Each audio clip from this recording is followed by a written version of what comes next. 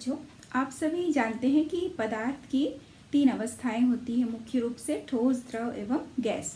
तो उसमें से जो ठोस अवस्था है उसके बारे में हम पढ़ेंगे। कक्षा 12वीं का पहला अध्याय है ठोस अवस्था, सॉलिड स्टेट। सॉलिड के बारे में आप सभी जानते हैं कि उसमें जितने भी अणु, परमाणु या आयंस होते हैं उनके बीच बहुत अधिक आकर्षण बल होता है, जिसके तहत वो आपस में जुड़े होते हैं। और हम ये जानते हैं कि इनके बीच जो अणु, परमाणु या आयंस होते हैं, इनके बीच जो दूरी होती है, जो आणविक दूरी होती है, वो बहुत कम होती है, क्योंकि उनके बीच आकर्षण बल बहुत अधिक होता है। ठोस पदार्थ जो है वो दृढ़ होते हैं, कठोर होते हैं। इनके प्रायः देखा जाता है कि इनके गलनांक हुआ, क्वथनांक है, घनत्व, ये सभी मान इसके उच्च होते हैं। और ये इनके जो अणु, परमाणु या आयंस होते हैं वो बहुत ही क्लोजली पैक होते हैं। ठोस के बारे में यदि हम पढ़ें तो ठोस में मुख्य रूप से देखें तो 2 प्रकार होता है, एक क्रिस्टली ठोस और एक होता है अक्रिस्टली ठोस। तो जो क्रिस्टली ठोस होते हैं, क्रिस्टली और अक्रिस्टली ठोस, तो क्रिस्टली ठोस में जो अणु, परमाणु या आयंस की व्यवस्था होती है त्रिविम में या 3 डायमेंशन में, वो एक निश्चित क्रम में व्यवस्थित होते हैं, नियमित रूप से वो एक व्यवस्थित रहते हैं, तो उसको हम कहते हैं क्रिस्टली ठोस। और अक्रिस्टली ठोस में जो अणु, परमाणु या आयंस होते हैं वो नियमित रूप से व्यवस्थित नहीं होते हैं, नियमित क्रम में वो व्यवस्थित नहीं होते हैं, तो उसे हम कहते हैं अक्रिस्टली ठोस।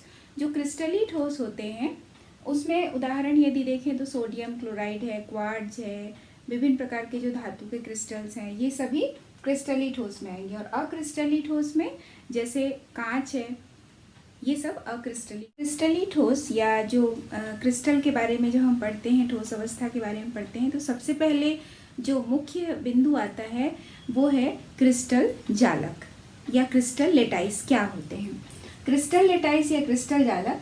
किसी भी क्रिस्टलीय ठोस की संरचना में जो अणु है, परमाणु है या आयन है, वो एक विशेष व्यवस्था द्वारा बिंदुओं के रूप में जमे रहते हैं। एक विशेष व्यवस्था यानी उसकी एक निश्चित ज्यामिति होगी, निश्चित व्यवस्था से वो आपस में जुड़े रहते हैं। उनकी जो ज्यामिति होगी वो नियमित रूप से व्यवस्थित होती है, इसे हम कहते हैं क्रिस्टल लेटाइस या क्रिस्टल जालक।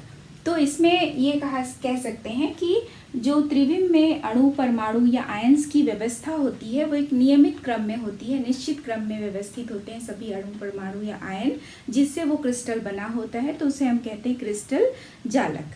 क्रिस्टल जालक में जितने भी अणु है, परमाणु है या आयंस होते हैं, उसको ये छोटे छोटे बिंदुओं के रूप में दर्शाया जाता है, तो इसे हम कहते हैं जालक बिंदु। जालक बिंदु जिसमें अणु, परमाणु या आयन को ये दर्शाता है। क्रिस्टल लेटाइस में या क्रिस्टल यूनिट सेल में जो ये छोटे छोटे बिंदु संरचना दिखाई दे रहे हैं, ये अणु या परमाणु या आयन को दिखाते हैं। इस बिंदु को, इस पॉइंट को हम कहते हैं जालक बिंदु। अब हम देखेंगे यूनिट सेल, इकाई सेल भी कहते हैं या इसे एकक सेल भी कहा जाता है। तो किसी भी क्रिस्टल जालक की जो सबसे छोटा भाग होगा, सबसे सूक्ष्मतम भाग होगा, वो कहलाएगा यूनिट सेल।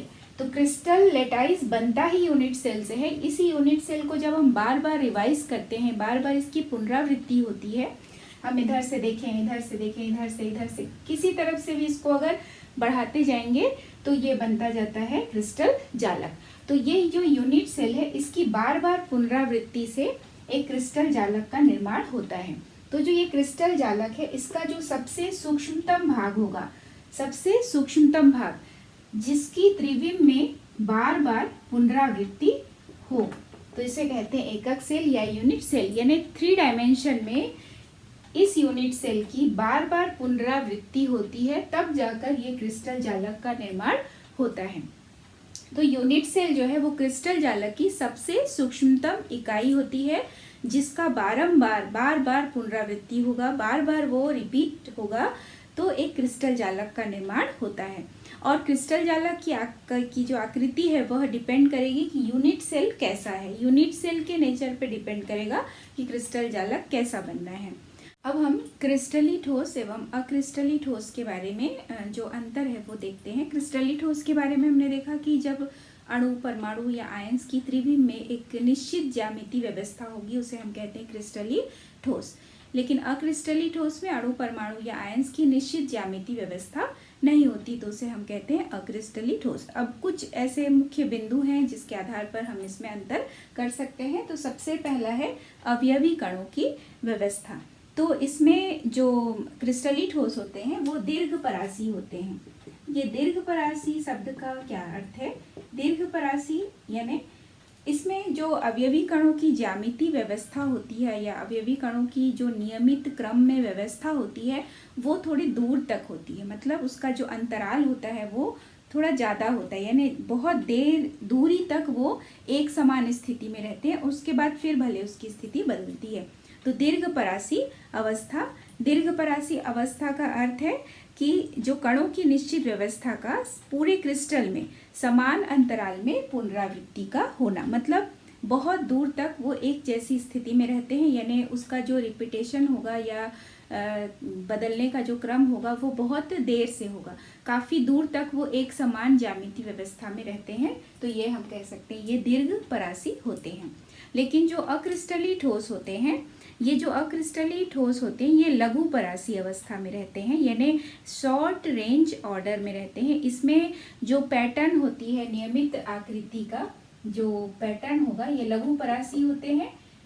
इसमें जो अणु परमाणु या आयंस की जो व्यवस्था है, इनका जो पैटर्न है वो बहुत कम दूरी तक रहता है, यानी फिर तुरंत उसकी जो स्थिति है वो बदल जाती है। तो ये अक्रिस्टली ठोस के लिए होगा कि ये लघुपरासी रहते हैं, मतलब इसका रेंज जो है बहुत ही शॉर्ट होता है। ये मतलब शॉर्ट रेंज ऑर्डर कह सकते हैं इसको, कि इसमें अवयवी कणों की व्यवस्था केवल लघुपरासी होती है, मतलब नियमित और आकृति पैटर्न केवल थोड़ी दूर तक ही पाया जाएगा। तो इसमें जो उदाहरण हमने देखा, इसमें रबड़ है, कांच है, ये सब इसके उदाहरण है। इसमें हम ले लेते हैं NaCl, ये एग्जाम्पल है क्रिस्टली ठोस का, और जैसे क्वार्ट्ज भी हो जाएगा क्रिस्टली ठोस में। अब हम देखते हैं ज्यामिति। तो क्रिस्टली ठोस का हमने देखा कि क्रिस्टली ठोस की एक निश्चित ज्यामिति होगी, इसकी ज्यामिति निश्चित होगी। लेकिन जो अक्रिस्टली ठोस होते हैं इसकी ज्यामिति निश्चित नहीं होती है, निश्चित क्रम में इसके अणु परमाणु या आयन व्यवस्थित नहीं होता है, निश्चित नहीं होते हैं, निश्चित क्रम में व्यवस्थित नहीं होते हैं। गलनांक हम देखें तो क्रिस्टली ठोस में चूंकि ज्यामिति व्यवस्था निश्चित होती है तो इसका जो गलनांक होता है वो बहुत ही तीक्ष्ण होता है, या हम कह सकते हैं कि निश्चित ताप पर पूरा जो निश्चित टेम्परेचर पर ये जो पूरा ठोस है वो द्रव अवस्था में परिवर्तित हो सकता है। तो ये इसका जो गलनांक है हम कह सकते हैं तीक्ष्ण होता है, मतलब पूरा एक निश्चित भी कह सकते हैं इसको कि निश्चित गलनांक पर ये पूरा जो ठोस है वो द्रव अवस्था में परिवर्तित हो सकता है। लेकिन जो अक्रिस्टली ठोस होते हैं ये निश्चित इसका नहीं होता है, यानी इसमें जो गलनांक है वो निश्चित नहीं होता है। ये जो गलने का जो दर है वो धीमे से होता है, यानी एकदम से निश्चित टेम्परेचर पर ठोस पूरा का पूरा ठोस द्रव में परिवर्तित नहीं होता है। लेकिन जो क्रिस्टली ठोस में एक निश्चित टेम्परेचर पर पूरा का पूरा ठोस द्रव अवस्था में परिवर्तित हो सकता है। लेकिन जो अक्रिस्टली ठोस है उसमें जो गलनांक की स्थिति होती है वो निश्चित नहीं होती है, मतलब वहाँ पे तीक्ष्ण नहीं होती है। माने जो ठोस है वो जब द्रव में बदलता है तो धीरे धीरे परिवर्तित होता है, एकदम से वो नहीं बदलता है। अब हम क्रिस्टल और अक्रिस्टली जालक का जो अगला अंतर है वो देखते हैं इसकी प्रकृति। जो क्रिस्टली ठोस होते हैं उसकी जो प्रकृति होती है वो वास्तविक होती है, मतलब ये वास्तविक ठोस होते हैं। इसमें अणु परमाणु या आयंस की जो व्यवस्था होती है वो नियमित क्रम में होती है, ये वास्तविक ठोस माने जाते हैं। जो ये मतलब ये ट्रू सॉलिड भी कहे जाते हैं, वास्तविक ठोस ट्रू सॉलिड। लेकिन जो अक्रिस्टली होते हैं वो आभासी कहे जाते हैं, इसकी प्रकृति ये आभासी ठोस होते हैं। आभासी ठोस इसलिए ये कहे जाते हैं क्योंकि इनमें ये देखा जाता है कि जो इनमें द्रव के समान भी गुण पाया जाता है, मतलब द्रव में जैसे बहने का गुण होता है उसी प्रकार से जो अक्रिस्टली ठोस होते हैं इसमें बहने का गुण होता है। तो बहने का गुण जो है वो मुख्य रूप से द्रवों का होता है। लेकिन ये पाया गया कि अक्रिस्टली ठोस में जो बहने का जो प्रवृत्ति है वो कम होती है, मतलब जो लिक्विड के बहने की जो प्रवृत्ति होगी वो थोड़ी ज़्यादा होती है। लेकिन चूंकि ये ठोस है तो इसमें भी बहने का गुण है, तो इसीलिए इसको पूरी तरह से ठोस नहीं मानते, इसको आभासी ठोस भी कहा जाता है। यानी अक्रिस्टली ठोस में बहने का जो गुण पाया जाता है, इसी कारण से इसको आभासी ठोस के रूप में भी माना जाता है। इन्हें स्यूडो सॉलिड भी कहा जाता है। नेक्स्ट हम देखेंगे इसमें अगला पॉइंट जो है वो है दैशिकता। तो इसकी जो दैशिकता होती है ये विषम दैशिक होते हैं, मतलब क्रिस्टली ठोस जो है वो विषम दैशिक होते हैं। यानी इसके जो भौतिक गुण होते हैं वो एक समान नहीं होते हैं। इनके विषम दैशिक होने का जो प्रवृत्ति है, इसका अर्थ है कि सभी दिशाओं में जो भौतिक गुणों का मान है वो अलग अलग होगा। इसके लिए भौतिक गुणों का मान अलग अलग पाया जाएगा क्रिस्टली ठोस के लिए। लेकिन जो अक्रिस्टली ठोस होते हैं वो समदैशिक होते हैं, यानी इसमें भौतिक गुणों की जो प्रवृत्ति होगी वो एक समान होती है। अब है गलन की ऊष्मा। तो इसमें चूंकि अणु परमाणु आयंस की एक निश्चित ज्यामितीय व्यवस्था होती है, तो इसकी जो गलन की ऊष्मा होगी वो भी निश्चित होती है। गलन की ऊष्मा इसकी निश्चित मानी जाती है और इसकी गलन की ऊष्मा निश्चित नहीं होती है। तो ये मुख्य मुख्य बिंदु हैं जिसके आधार पर हम इसको अंतर कर सकते हैं क्रिस्टली ठोस और अक्रिस्टली ठोस में। अब हम यूनिट सेल या इकाई सेल के कुछ प्रकार देख लेते हैं। इकाई सेल का जो अगर प्रकार देखा जाए, जो बेसिक जो आधारभूत इसकी जो आकृति होती है वो होती है सरल घनीय सेल की या सिंपल क्यूबिक सेल की, और एक होता है centred cubic cell. Centred cubic cell.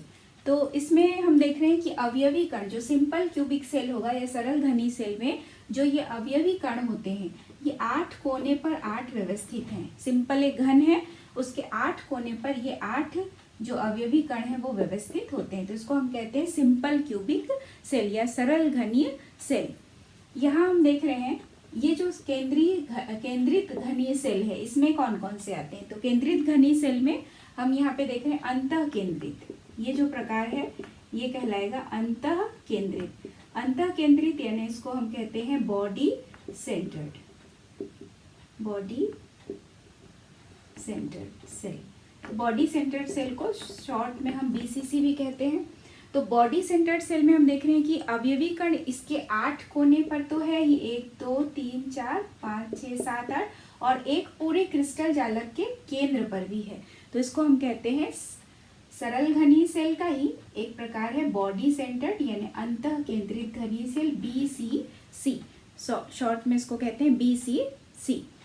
अब हम देखते हैं अगला इसका प्रकार बीसीसी के बाद ये है फलक केंद्रित, और एक प्रकार होता है अंत्य केंद्रित। तो अंत्य केंद्रित और फलक केंद्रित में यहाँ पर हम देखते हैं अंत्य केंद्रित। अंत्य केंद्रित, अंत्य केंद्रित का अर्थ होता है कि इसमें 8 कोने पर 8 तो अवयवी कण होंगे और 2 जो अवयवी कण हैं वो विपरीत फलक में होते हैं। इसी मतलब घन के विपरीत फलक में, एक इस फलक में है और दूसरा इस फलक में है। तो ये जो अवयवी कण है एक दूसरे के विपरीत फलक पे उपस्थित रहते हैं, तो इसको कहते हैं अंत्य केंद्रित घनीय सेल। नेक्स्ट इसका देखेंगे हम एफसीसी।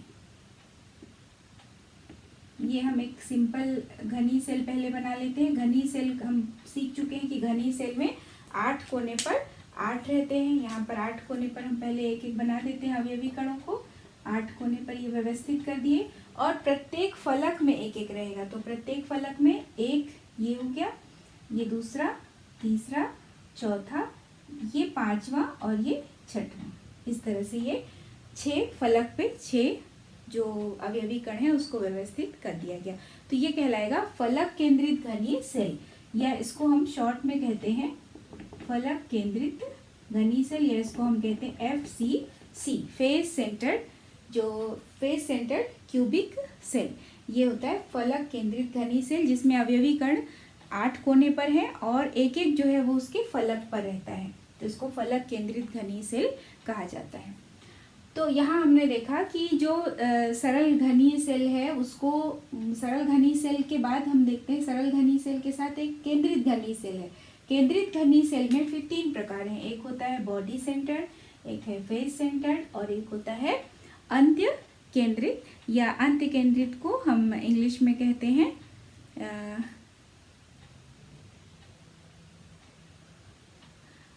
अंत्य केंद्रित को हम इंग्लिश में कहते हैं एंड सेंटर्ड, या इसको हम कह सकते हैं एंड सेंटर्ड, इंग्लिश में ये नाम है एंड सेंटर्ड।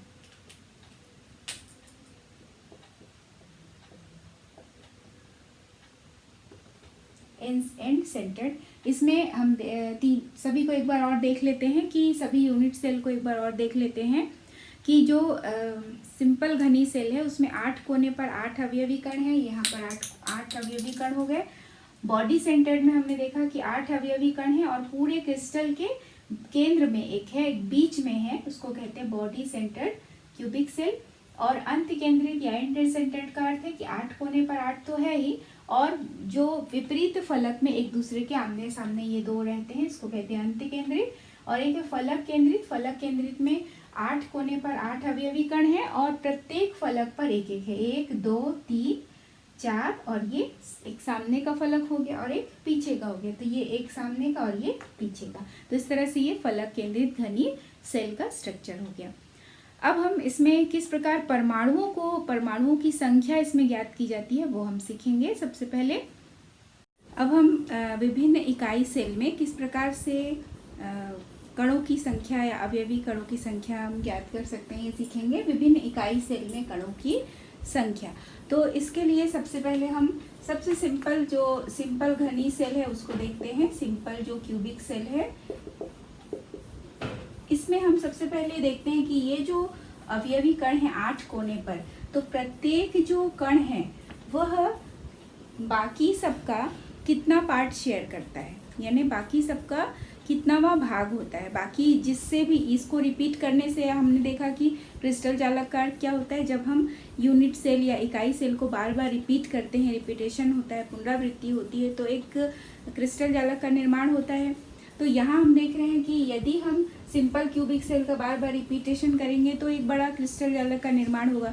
तो ये जो प्रत्येक 8 कोने पर 8 अवयवी कण हैं, तो वो एक एक अवयवी कण बाकी सभी जो यूनिट सेल है या बाकी जितने से वो घिरा है, तो वो कितने का पार्ट है, मतलब एक जो कण है वो बाकी सबका कितनावा भाग है। तो वो देखने के लिए हम सबसे पहले इस तरह का एक स्ट्रक्चर बना लेते हैं। ये हम एक मान लेते हैं कि ये कण है यहाँ पर, तो ये कण क्या है, अगर हम इसको ऐसे देखें तो ये इस प्रकार का एक स्ट्रक्चर बन रहा है। यहाँ पर ये यहाँ पर अगर हम देखें तो ये इस प्रकार का एक स्ट्रक्चर बन रहा है। तो ये जो कण है उसमें हम देख रहे हैं 3 पार्ट दिखाई दे रहे हैं, 1 2 3, ये हमें 3 पार्ट दिखाई दे रहा है। 3 हमें दिखाई दे रहा है और 3 इसके पीछे है, तो 3 और 3 कितने हो गए, 6।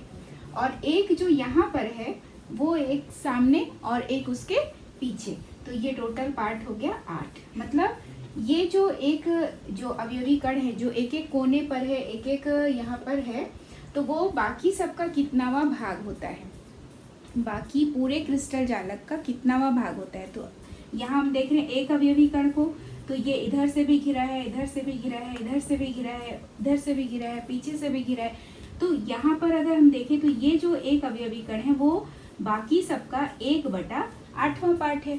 तो यहाँ पर ये कैसे इसको हम सिद्ध कर रहे हैं, ये 3 पार्ट हो गए जो सामने से दिखाई दे रहा है। ये 3 डायमेंशन स्ट्रक्चर अगर हम देखें तो ये 1 2 3, 3 उसके पीछे, 3 6, और एक यहाँ पे सामने और एक क्या होगा उसके पीछे। तो इस प्रकार से जो 8, चूंकि यहाँ पर सिंपल घनी सेल में हम देख रहे हैं कि अवयवी कण जो 8 कोने पर है वो है 8 गुणा कितनावा भाग है, 1/8। तो बाकी सबका कितनावा भाग है वो हम देख लिए, 1/8वां पार्ट है, तो इक्वल टू 1। अगर हम इसको हल करें तो 1 आएगा। तो सिंपल घनी सेल के लिए यदि हम परमाणुओं की संख्या की गणना करते हैं, मतलब यहाँ पर जो परमाणु की संख्या है सरल घनी सेल के लिए वो आती है 1। अब जब हम अंतः केंद्रित में देखें तो अंतः केंद्रित वाले में भी बेसिक जो स्ट्रक्चर है वो 8 कोने पर 8 तो है ही, तो ये स्ट्रक्चर फॉलो होगा। मतलब ये जो कण है अवयवी कण वो बाकी सबका 1/8वां भाग है, मतलब 8 गुणा 1/8 ये तो रहेगा ही, क्योंकि सभी में एक जो सिंपल क्यूबिक सेल है वो बेसिक स्ट्रक्चर है। क्योंकि हम लोग यहाँ पर घनी सेल के ही प्रकार देखें तो घनी सेल तो होगा ही, तो घनी सेल में जो परमाणु की संख्या है वो हमने निकाला 1। अब चूंकि ये हम अंतः केंद्रित या BCC के लिए परमाणु की संख्या या अवयवी कण की संख्या निकालते हैं, तो यहाँ पर जो बेसिक स्ट्रक्चर है यानी 8 कोने पर 8, तो 1/8 हो गया, प्लस एक कण जो इसके केंद्र में रहेगा, मतलब ये तो परिभाषा में हमने पढ़ा कि BCC यानी बॉडी सेंटर्ड क्यूबिक, कि 8 कोने पर 8 अवयवी कण होंगे और एक उसके केंद्र पर होता है, तो +1। तो यहाँ पर हल करेंगे तो 1 + 1 = 2। तो यहाँ परमाणु की संख्या हो गई 2। अब हम आते हैं फलक केंद्रित में, FCC संरचना। यहाँ भी जो बेसिक संरचना है उसमें हम देख रहे हैं कि 8 कोने पर 8 अवयवी कण तो है ही, तो यहाँ पर भी वही बेसिक स्ट्रक्चर 1/8 × 8 ये होगा ही, क्योंकि 8 कोने पर 8 है, मतलब ये सिंपल घन है। अब जब हम एक फलक की बात करते हैं तो प्रत्येक, यहाँ पर 6 फलक है, एक घन में 6 फलक होते हैं, तो प्रत्येक फलक में एक अवयवी कण है। तो हम देख रहे हैं कि प्रत्येक फलक में जो ये अवयवी कण है उसका आधा भाग इधर है और आधा भाग इधर, तो 1/2 मतलब हाफ पार्ट है। तो एक अवयवी कण को अगर हम देखें एक फलक में, तो इसका 50% एक तरफ है, 50% एक तरफ है, तो कितने से शेयर हो रहा है? हाफ। मतलब अगर हम एक फलक को देखें और यहाँ एक अवयवी कण है, मतलब वो बाकी सबका 50% है, माने बाकी सबसे 50% शेयर हो रहा है। तो यहाँ पर FCC में 8 × 1/8 तो रहेगा, प्लस चूंकि फलक की संख्या कितनी है? 6, तो 6 फलक गुणा 1/2। तो जब हम इसको हल करेंगे तो इसको हल करने पर 1 आएगा, प्लस इसको हल करने पर 3 आएगा, = 4। तो FCC में परमाणु की संख्या हो जाएगी 4। तो ये बहुत सारे, अभी जब हम डेरिवेशन करेंगे वहाँ पर ये यूज़ होगा कि जो सरल घनी सेल होते हैं उसमें परमाणुओं की संख्या होगी 1, BCC बॉडी सेंटर्ड में परमाणुओं की संख्या होगी 2 और FCC में परमाणुओं की संख्या होगी 4। इस आधार पे बहुत सारे न्यूमेरिकल क्वेश्चन या जो डेरिवेशन हम आगे पढ़ने वाले हैं वो सब यूज़ होगा इसमें। तो ये सीखना बहुत ज़रूरी है। इसमें सबसे पहले बस ये चीज़ आप ध्यान रखेंगे कि ये जो प्रत्येक कोने यानी 8 कोने पर जो 8 अवयवी कण है वो कितनावा भाग शेयर कर रहा है, मतलब एक जो कण है वो बाकी सबका कितनावा भाग है।